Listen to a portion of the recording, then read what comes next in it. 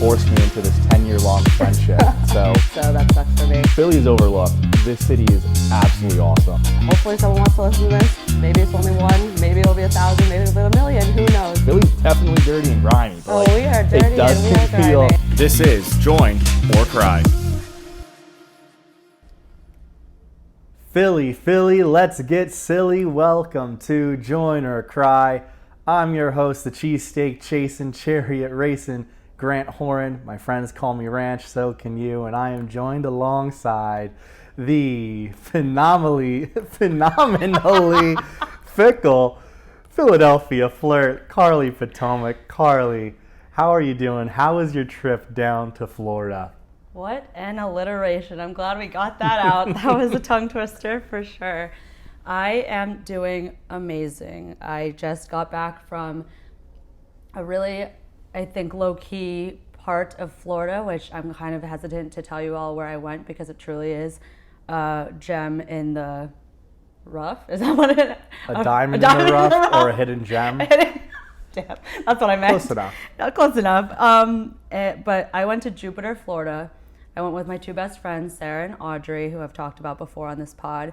But we were lucky enough to actually stay with Sarah's boyfriend, Dan. I told him I'd give him a shout out. So good luck on your PGA Latin America tour. He's about to go somewhere in March. So yeah, Dan, go shoot a couple 69s, man. all right. That's a good score in golf. Usually if the par is a 72, Dan's going to be going to shoot a couple 69s. I can feel it. Awesome. So we went there from Wednesday night, and then I just got back on Sunday. And we had a fabulous time. It was just a girls' trip plus Dan, but it was... Dan's a lucky man. All right. Enough of the rhymes. But yeah, it was just really, really great. Do you want me to share I don't have too much. I don't have too much from the weekend here, so I'm gonna let Carly use her trip down to the good old Florida, the good old Sunshine State, to fill in our airtime that is dedicated to the weekly whereabouts, because she told me she has some fun stories. You all can be the judge and tell me whether or not she deserves to run this segment next time. Oh my gosh, the pressure is on. Grant is definitely a better storyteller, but I'll do my best. So like I said, we got down on Wednesday. I'll kind of just go over the highlights because you guys don't need the entire thing. I'm putting together a little video about it. Not sure if it's going to go to the public yet, but I hope got some good clips of the time.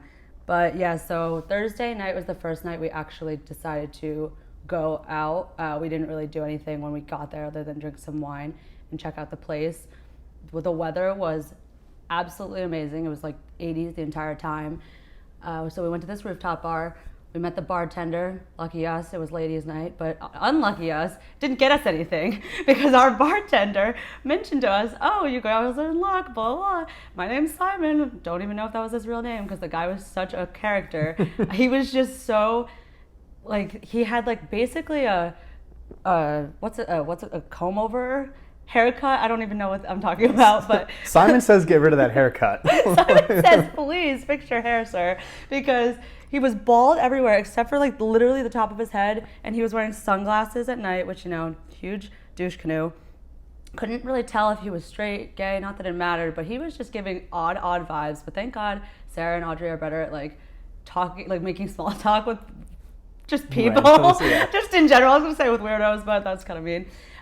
So we kind of just had our drinks by Simon, and then we were just, playing Fuck, Marry, Kill, that sort of thing. We were just kind of taking in the whole Jupiter going out scene. So that was a really tame night, but it was fun. What is so funny? Nothing funny happened yet. The Jupiter going out scene of us playing teenage high school games at because a table. We got a seat at the bar. It was definitely less. It's very different than Philly. So when we went up to this bar, it wasn't packed or anything. Well, yeah, because everyone's 50-something, 80-something years old. I'm getting there. Okay, sorry. All right. Thursday night, actually, we didn't really see the geezers. We didn't see them until the geezers until maybe Friday. Thursday, there were a couple cute boys, but none that the Philadelphia Phlirt talked to, because we know what she does, guys. She does not go out to procure the D-I-C-K. He would be correct. I did not, but Yeah, so we did that. We kind of just wrapped up and went home. And then Friday, we did like our activities and things. But Friday night, let me tell you, my friends, and sorry if my voice sounds a little deeper than usual. I was singing a lot and we were like, I don't even know what we were doing. But Friday night, we ended up going to, oh no, I don't remember what it's called. But we went to this place basically that had this live band. And this is like, as soon as I got in, like I could throw a rock and I'd hit like 17 people over 60. Like, that's awesome. It was just such an interesting, like, but the venues are just way cooler. Like, first of all, they don't make you pay covers there, which is great. Second of all, the drinks are pretty cheap there, also great. And then you had a mixture at this particular bar, I wish I remembered what it's called, I'll think of it later, of like 60 plus. Like, I'm not even, like, that's not even, it probably got up to like the 80s, I want to say, and I'm like, these people are like really still partying, and I am just, gotta respect it. I'm like just honestly baffled. And then also there were kind of like people our age there too. Dan came out with us, but like the funny part about this was before we even went out, we were like really feeling ourselves. We were getting into the pre-gaming.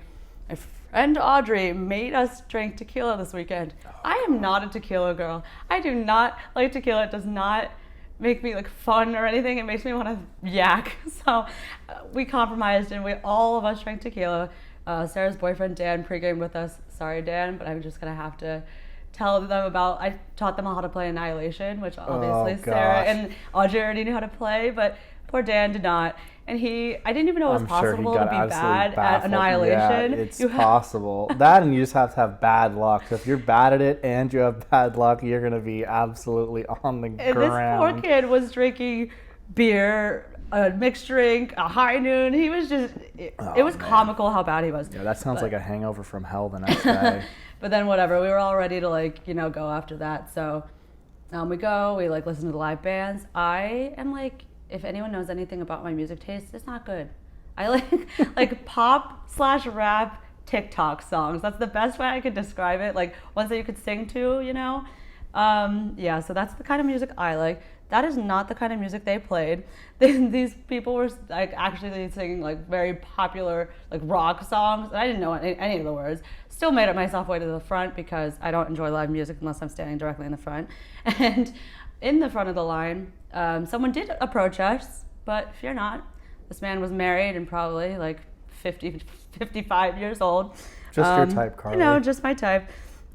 So I let Audrey have that one. How kind of you. Oh yeah. And then after a couple drinks, Dan went home, and then Sarah, Audrey, and I decided to continue girls' night. We went back to the Beacon, which was the first bar we went to the first night, and our guy Simon was there again. And Audrey was getting us some drinks. There were some, like 3 blind mice, but like 3 small Spanish men. Right directly when you get to the bar, that's the hole Audrey found, and I was gonna say she filled it. Like, she did fill it. And so when she was waiting for her drinks and all this, we were kind of just standing behind her, Sarah and I, just dancing and whatever. But yeah, so we had ourselves a time here. We literally, the dance floor was very small, but all 3 of us just took up as much physical space as possible, and we really owned the dance floor. We went a little crazy, but it was so fun, and I think that was honestly my favorite night. And then we just I made the DJ play "Life Is a Highway" because I thought that was like a good song to play. No, Carly, no one likes. I mean, it's Nickelback is "Take It or Leave It," but it's not Nickelback. I swear it's that the is. Rascal Flatts. Is it? Yeah, and I actually tried to get the live band to play that song, but Audrey's like, Carly, that is so not the genre. Like, no one knows this song. It's the theme song to Cars, Carly. Exactly. That's all I can think of is the Cars. But I was really into it, and then all 3 of us, that kind of became our song of the weekend. And then we get to the Saturday. Sorry, I'm kind of just trying to remember things as quickly as possible to wrap this up. Saturday, we ended up going to this place called Jetties for dinner, which is like a really nice like steak and seafood place. We ate dinner on the water. It was so nice. And then we went home to like start pre-gaming and whatever, and then go out for our last night. But something must have been in either the water, the beach bar we went to for lunch. There's always something in the water lurking. The Jetties food. Also, our server, he was so cute. I should have left my number, but again. Another fail. Another fail. Trial and error. But he was really cute. So, anywho, something bad happened because at this point when we were about to go out, Audrey was just not feeling her best. She was in a mood, like the vibes were kind of weird, but we still went out anyway just because it was the last night. Also, the Giants were playing the Eagles that night, and Go Birds. It was going awfully for the Giants. So the vibes were kind of low, but then we go out.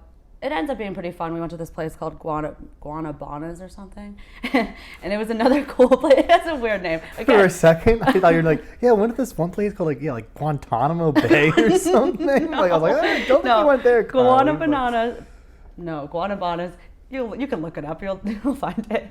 And this place, I thought the music at the other place couldn't be like less my scene, but this place was playing full on like, what is it, grassroots or bluegrass? I don't even not even both. Country, which I don't really like.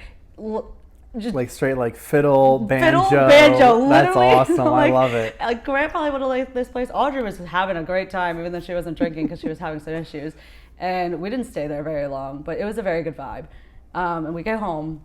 I'm starting to eat my second dinner, as in like the leftovers for my food from dinner. And then Audrey, we all try to we kind of go to sleep. And then poor Audrey. Let me just preface that Dan was like boyfriend of the year. He cleaned this house so it was spick and span, beautiful home. It was like spotless. Like give it till like 1 o'clock in the morning, I'd say. Audrey is blowing this shit up.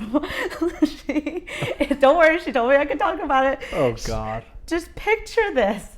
Literally, it's a waxed stainless steel sink that Dan made glistening. Yeah, all nice. Audrey's puking in the kitchen sink. Audrey's puking in the bathroom sink of the room I was staying in. Like go to the toilet the outside or something? No. Oh, I puked on the walk home. Oh my goodness. In a bush.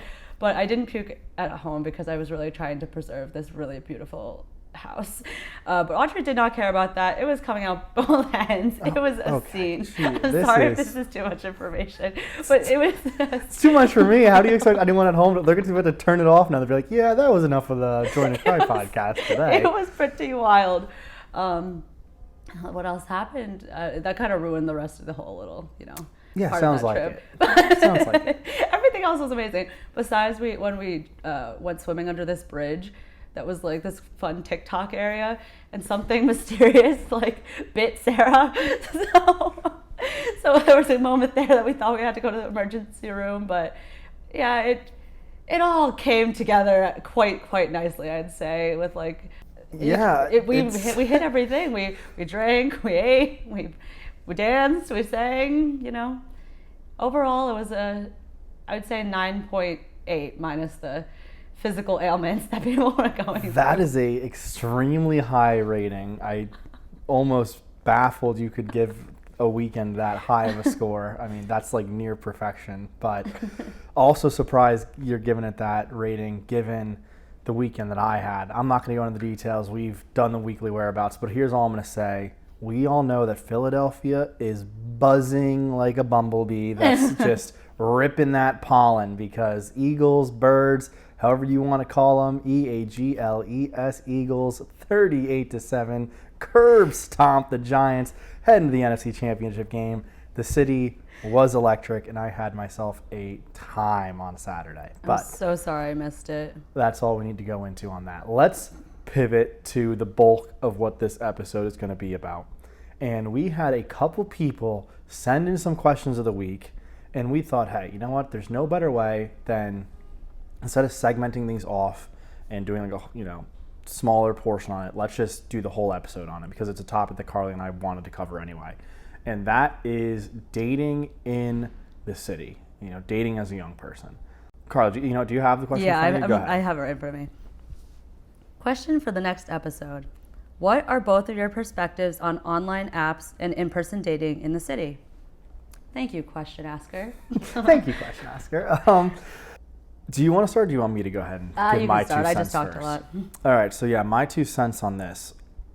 I used to be a big proponent of dating apps. Funny enough, when I hung out, actually, while Carly was gone this weekend, I actually ended up hanging out with her roommate and her friends, which was a bang-up time. Had a good Saturday with them all. But while I was there, before we really got after it, they tried to put me on The League, which is like the super exclusive dating app thing. There's a huge waiting list for it, and their whole thing is like, oh, this is for like young professionals who like are actually good looking and actually make money. And it's like, well, first off, I'm neither of those things, so I don't know why you want me on this app. But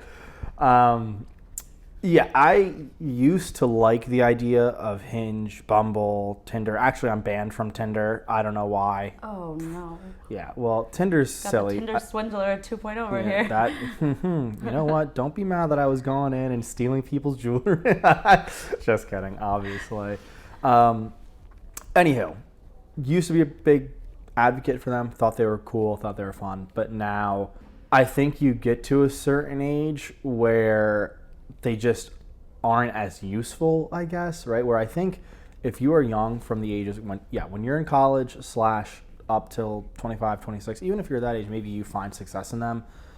The dates that I've gone on with those apps are you know what I mean? I think it's weird because it's almost like, personally, I would say that the first dates that I've gone on Hinge are successful because usually I take them to a nice dinner, pay for the dinner, and I'm not an idiot, so I can have a mentally stimulating conversation. At least I'd like to think. Carly, you may be able to tell me differently. Depends on the day. But my point is like, yeah, they're fine, but something just always like feels forced about it or something, you know? Like, yeah, there is that sense of like, well, this wasn't supernatural where like I just met you at a bar and came up to you or this or that. So as much as I want to, again, give them credit because it is a great way to meet people. And I definitely think if you just move to a new city and you want to meet people, yeah, go ahead and try the apps out for a little bit, meet some girls or guys, whatever. Because like worst case, if something doesn't work out, like who cares? At least maybe you have a contact now. You're like, hey, like we're just kind of friends or friendly, and you have one other person you know like in the city that you can reach out to and hang out with on the weekends or whatever. My only other thing on this too, and part of my reasons for why I don't think they work is that, as someone who believes a lot in like confidence and like taking those first steps, like it is so easy as, you know, and I work in sales too, right? It is so easy to be rejected when there's a screen in front of you, right? Rejection sucks when, you know, you're like, you go up to a person and it happens. But here's one of the biggest things. I actually read this quote the other day and I was like, wow, this like totally resonates. And I'll only say it because this happened to me last weekend. And the quote's this: the pain of regret is worse than the pain of rejection. Oh, I like that. Right? And I totally agree. So this was funny. Is literally last weekend after me and the guys who came up had that whole weekend, and then we were on Sunday, we were watching the playoff games prior to them getting on a train and leaving. We were at Misconduct Tavern, and we're sitting at the bar, just and us three right in a row, and these two very pretty women come in and sit down next to me. And they were definitely like my age, maybe 1 year younger or whatever. Mm-hmm. And I kept thinking in my head, like, okay, I have to say something to this girl because she's obviously attractive, this and that, right? I can't not. And then I just like, she got up to go to the bathroom or something, and then like the time never worked out, and then we just got up and we left. And as we left, I was like, dude, you are such a pussy for not like just saying something or like being like, hey, however you want to go about it. Like, you don't need to have the perfect pickup line. But in that moment, I also told my boys, I was like, guys, if I'm ever in that situation again and I don't like make a move, you guys can hit me in the balls or something. Kick me under the table. Like, yeah, literally kick me under, because I can't believe I chickened out from doing that. Like, I shouldn't have done that. You know, I'd like to think I'm a decent looking person, but yeah, just have the confidence, because like I said, I definitely related to that quote where I was like, yeah, I wish I just said something. If she says no, who cares? I probably will never see her again. So that's why, that's my whole thoughts on dating apps and all that. I'll turn it over to you though. I didn't know that. That's so sad. Maybe mysterious girl at Misconduct on whatever day that was, reach out to Grant in his DMs. Yeah, also pretty open. Anyway, I'll talk about my take on the whole dating app situation, since I've been on these apps for longer than I would like to be, to be honest. I was going to mention how many years I've been on them, but I really don't want to anymore. So I don't know if you guys have seen like the advertisements for like Hinge. It's like, oh, I'm the dating app that's meant to be deleted. And Carly's like, this isn't working. Like, you're supposed to help me. Like, what's going on? Literally. So I actually went on a little hiatus from the dating apps for months, maybe like 3-4 months or something. Didn't miss them. I've had them for quite some time. Mm-hmm. Have I had success? Yeah. Success is a relative term, but I think that I've gone on most of my dates from the apps. Like I have Hinge, I downloaded Tinder, and then also Bumble. But I think they went strikingly well? Not necessarily. They are just, like Grant said, he like kind of hit the nail on the head. I think they also feel extremely forced just because it's that unknown thing. Even though it's completely normalized now to meet someone on apps, like I almost feel like I know more people now that are dating someone that from an app than like just meeting on the I was gonna say on the street. How often do you just meet someone on the street? I don't know. Maybe that'll be my thing this week. I'll just start going up randomly into every girl I see on the street. Hey, how are you doing? Better than meeting on an app, right? But yeah, I think that no matter what, there is just a little bit of awkwardness, and that you both know, like, when you meet for the first time, like, oh, this is kind of weird. Like, we've really only met by looking at a couple pictures of them, maybe laughing at a semi-funny caption they might have had, and then some weird small talk, and then you're really just gonna meet them in person to kind of see. I think that it depends on your intentions too. I think that they could be awesome if you're really just trying to, hook up, because then you just lay it out there, and then if it's a yay or a nay, and then you just keep moving on, or you find one, and then you.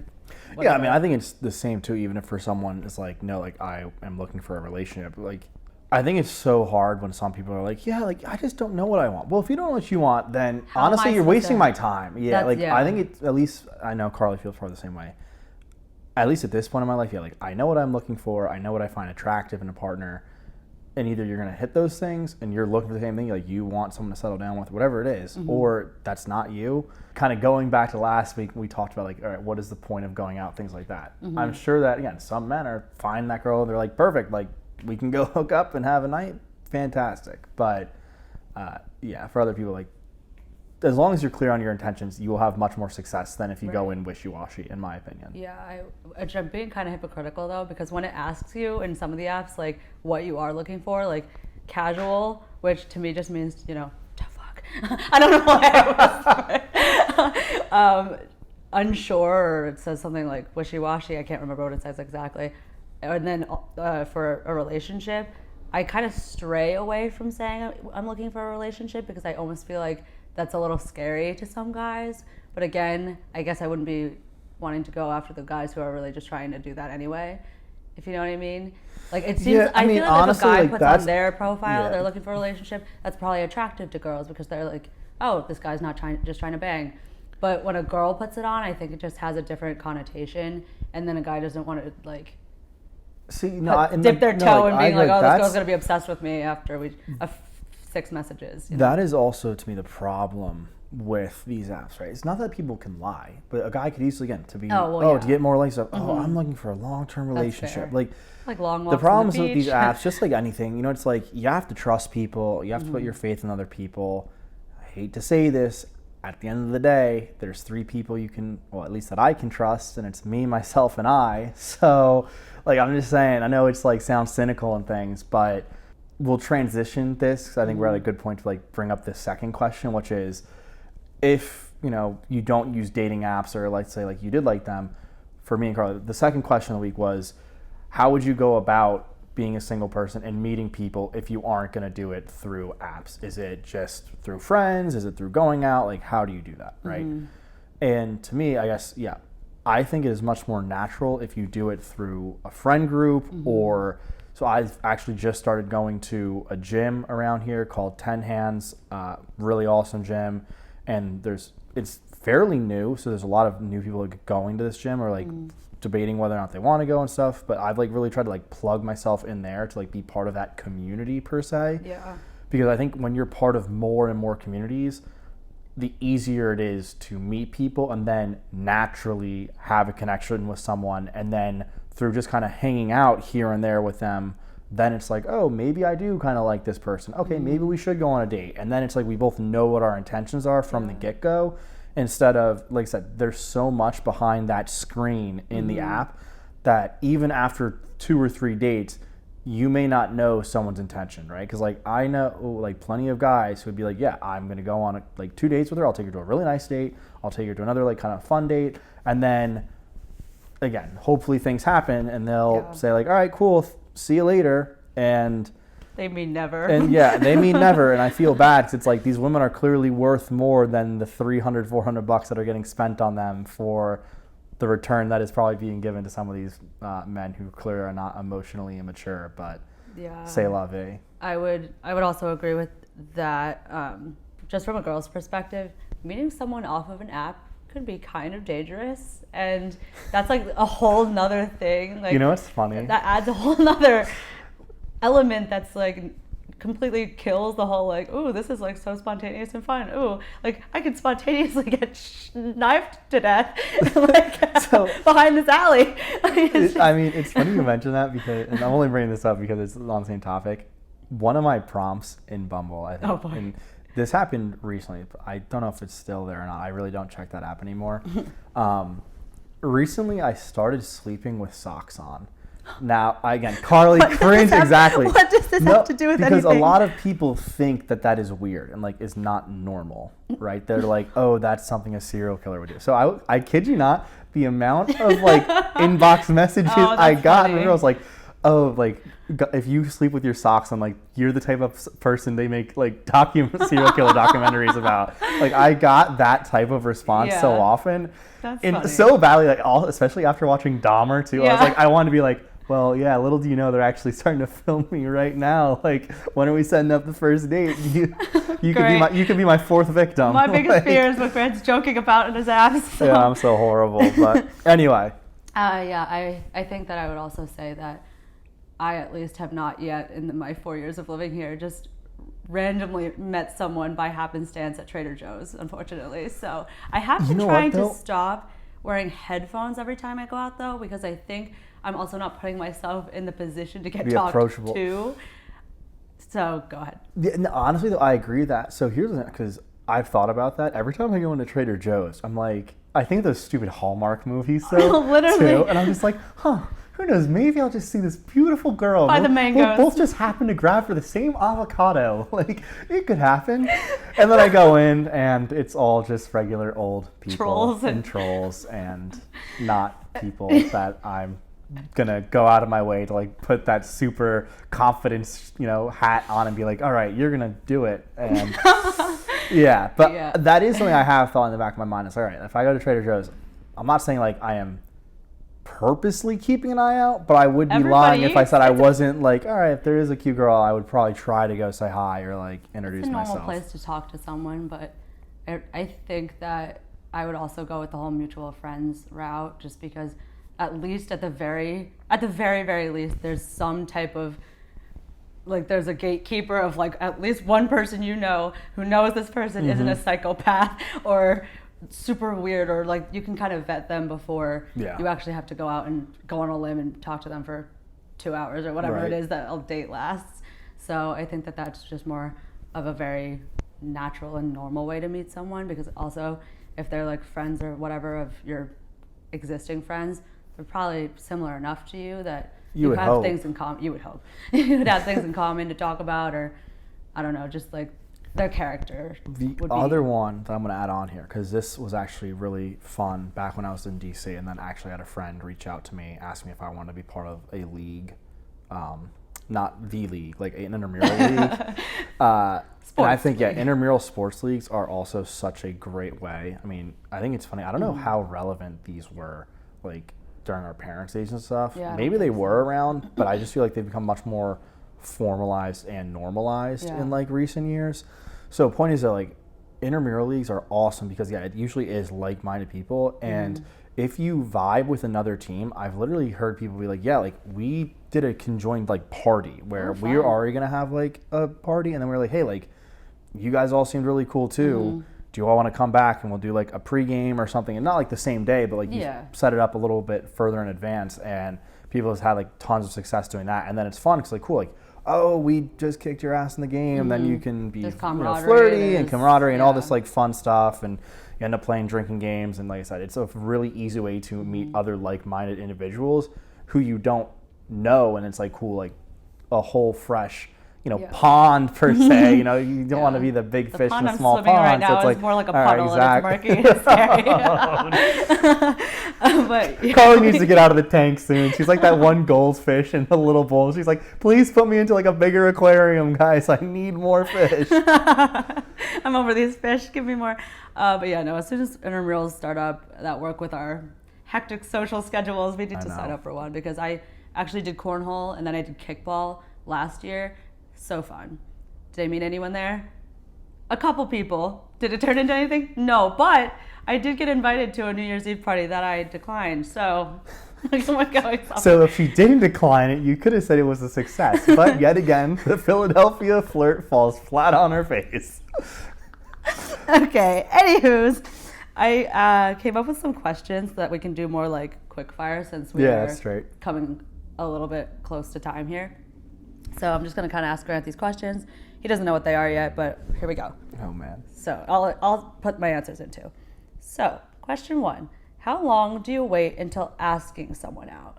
From like, I guess we're talking on dating apps, or if you were to meet someone in person. Like, that's interesting. So do you want, how long do I think till you actually have success in asking someone, or like how long do I like to wait? No, not like your success rate. Just like if you're vibing with someone on an app, I would say days, a week, a couple hours. Usually 2 weeks. I usually am just straight to the point. Like I don't sit here and waste time. If I send you a punchy pickup line, you respond to it. I send some other back and forth messages.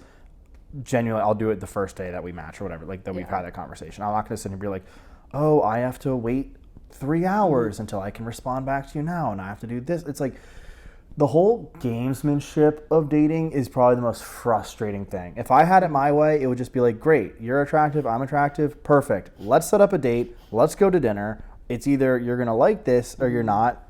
Cool. If it's a no-go, no worries. No skin off my back. Yeah. If it's great, cool, let's set up another one. But that's not how women think, so here I am.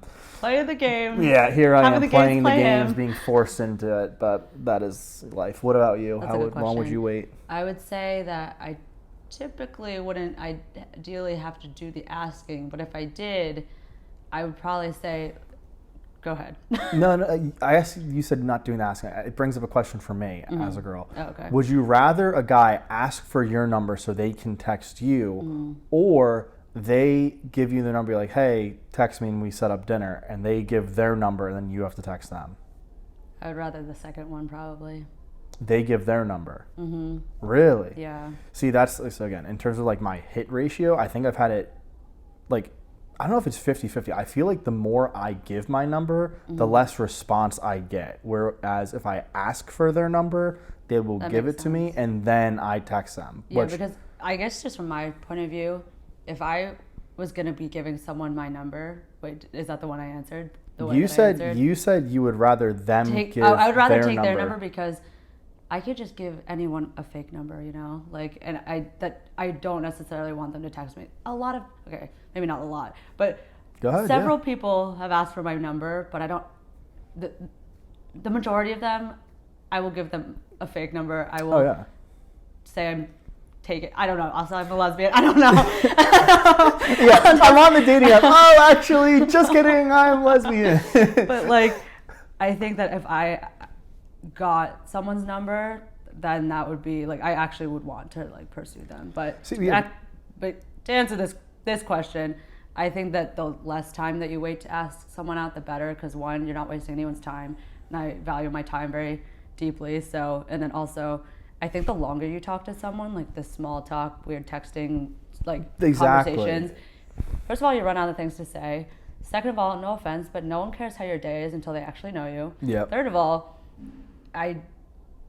the longer you go without actually meeting, I feel like it just puts that much more pressure on the actual meeting and the date. So for all those reasons, I think the sooner the better. I agree. Like, that's, to round this out, that is why I agree. Like, to me, I expect 10 exchanges back, like each or fourth maximum, and then it's like, cool, like we got that witty, small talk out of the way, and that's why it's like, cool, I send them my number. And what I like about doing it that way too, compared to asking for theirs, it's like I put the ball in their court, and it's like, cool, you have my number now. Either you've enjoyed the witty sense of humor and the stuff that I brought to the table and you're going to text me, great. If you don't, okay. I normally feel like, if anything, I more so do the asking for the numbers during the apps because I get so annoyed. Like, I don't want to keep talking about this stupid stuff that no one cares about. I would rather just, move this off the app, first of all, because it's weird. But second of all, just, get to where this is going and cut to the chase, rather. Okay, what is your ideal first date? You don't have to go through the entire day, but like what would you do? Like what? I mean, I feel like I've answered dinner, this a couple times. Drinks. Yeah, I like going to dinner, and I usually pick out a very nice restaurant. One, because I enjoy the finer things.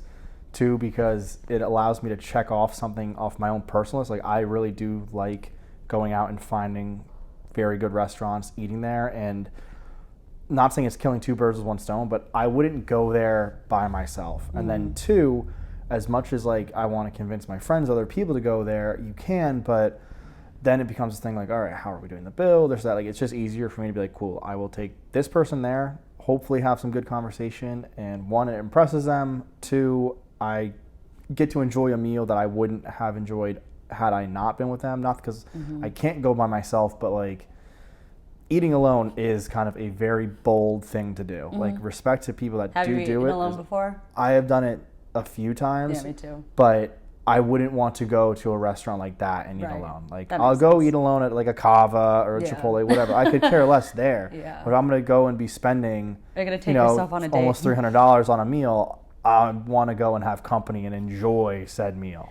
That makes sense. How about you? What's your perfect first date? I already wrote down my answers, so this would go faster. I would say probably either like a sports game, mini golf. If they're feeling really ambitious, Top Golf, like an amusement park situation, like Dave & Buster's, more like an activity. Dinner dates are kind of my, like, I don't want to do them unless I actually know someone. This is just me, though. This isn't every girl, obviously, but I would much rather do something active that there's like something we can just keep talking about. Worst comes to worst if it's the conversation's not going well, because sitting across from someone at a table for an entire dinner sounds kind of horrible unless you like are really like getting it off, or getting it on, whatever. Not hope it's getting it off. Okay. Off at dinner. Okay, Carl. I don't know what kind of restaurants, I don't know what kind of, stuff you're going to. Let me ask this though. I'm going to follow up on that. I've been led to believe, and it's my personal opinion, that girls don't like to make choices.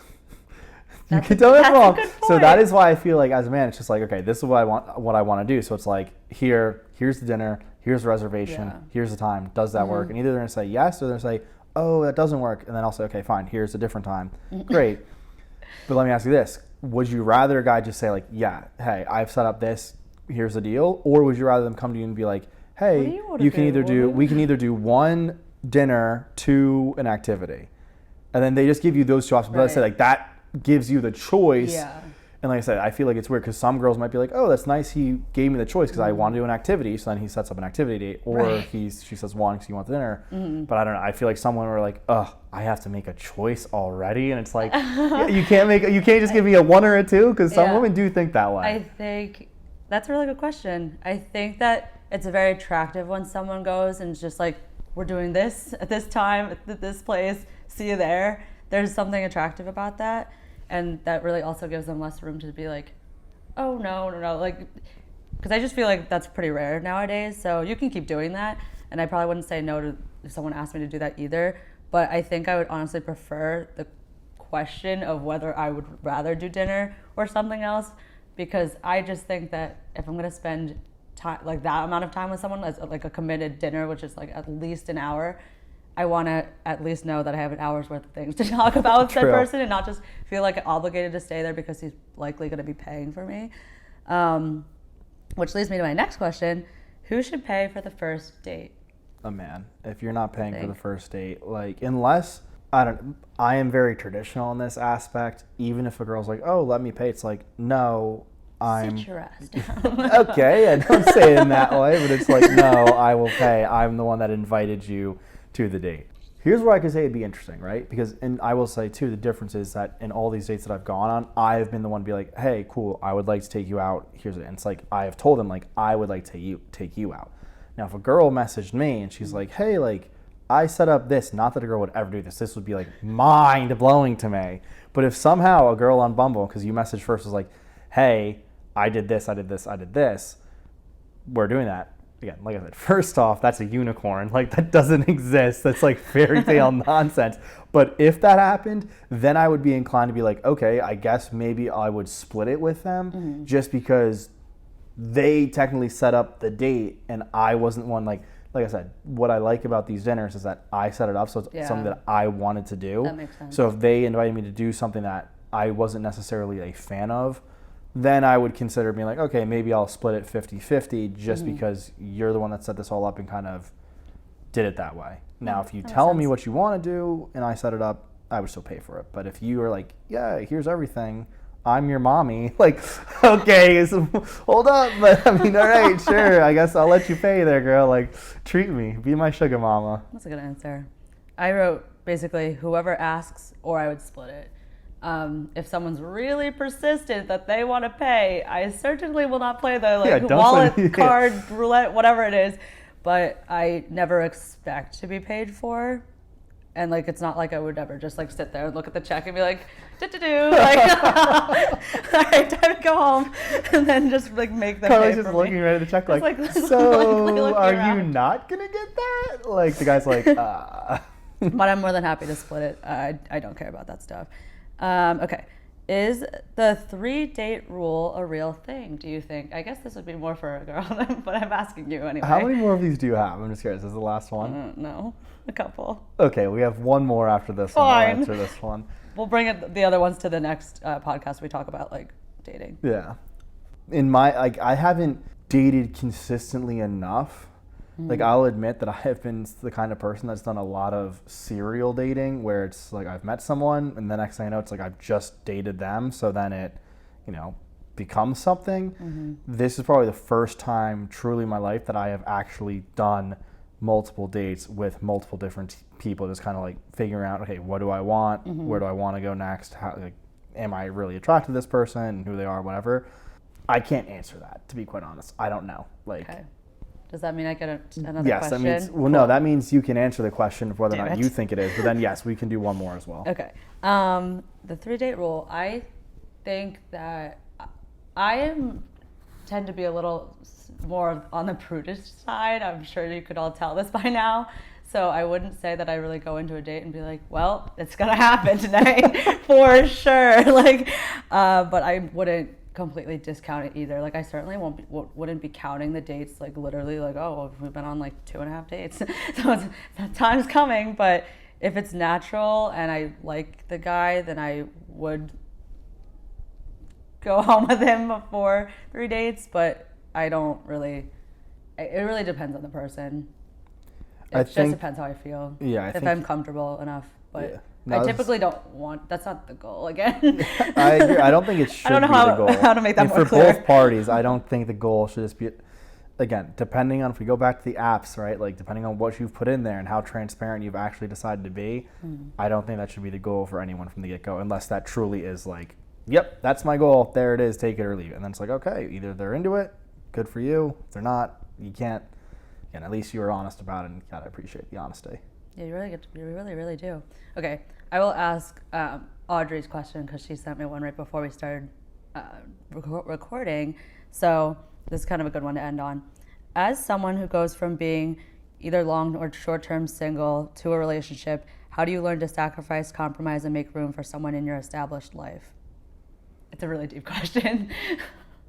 Wow, Carly, yeah, this is such a deep one. How am I supposed to answer this in like the 3 minutes? You just gotta. How do you make time for someone that's like come into your life and has become like an established part of it? How do you learn to sacrifice, compromise, and make room for someone in your established life? This is coming from the perspective of being single and then going into, So, I mean, it's the classic quote in terminology that love is a choice, right? And I truly believe that because in the past relationships I've been in, there was, of course, times you're like, oh man, like maybe there's something else out there, maybe there's this, but it's like I knew that the person I was with, I truly loved them and I wanted to be with them. And then when I didn't feel that way anymore, at least for other past relationships, not my most recent one, I told them, I was like, hey, again, like I said, I hate to like say it's a choice, but it really is. It was like, I have lost that feeling and I can't continue to like make that feeling, because there are going to be days in relationships, like I said, you have to compromise, things go back and forth,